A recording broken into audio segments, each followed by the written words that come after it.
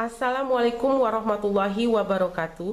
Jumpa kembali di channel Bunda Kabari. Semoga kita selalu dalam keadaan sehat walafiat dan dalam lindungan Allah Subhanahu wa taala.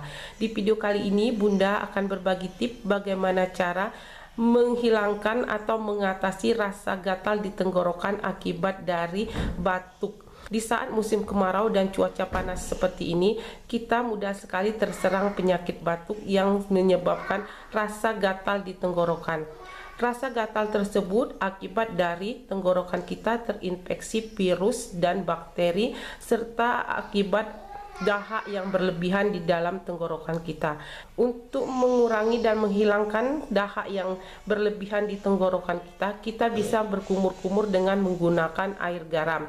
Caranya kita siapkan dulu 1 gelas air, ini air masak, air biasa.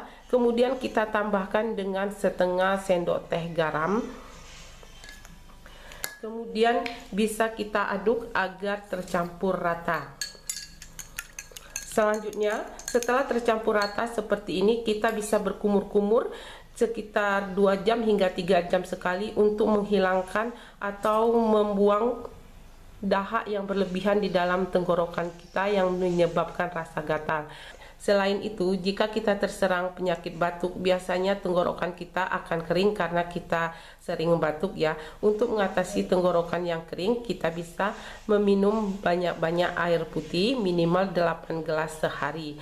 Nah, untuk mengatasi rasa gatal atau menghilangkan rasa gatal di tenggorokan akibat dari batuk tersebut, kita bisa meminum air hangat-hangat kuku yang dicampur dengan madu dan perasan lemon serta parutan jahe. Kita bisa meminum air hangat-hangat kuku tersebut setiap pagi, petang, dan malam hari ketika akan tidur.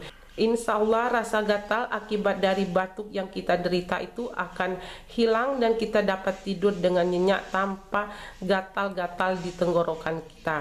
Nah, itulah beberapa cara menghilangkan rasa gatal di tenggorokan akibat dari batuk. Sampai disinilah video hari ini dari Bunda. Semoga video pendek ini bermanfaat untuk kita semua.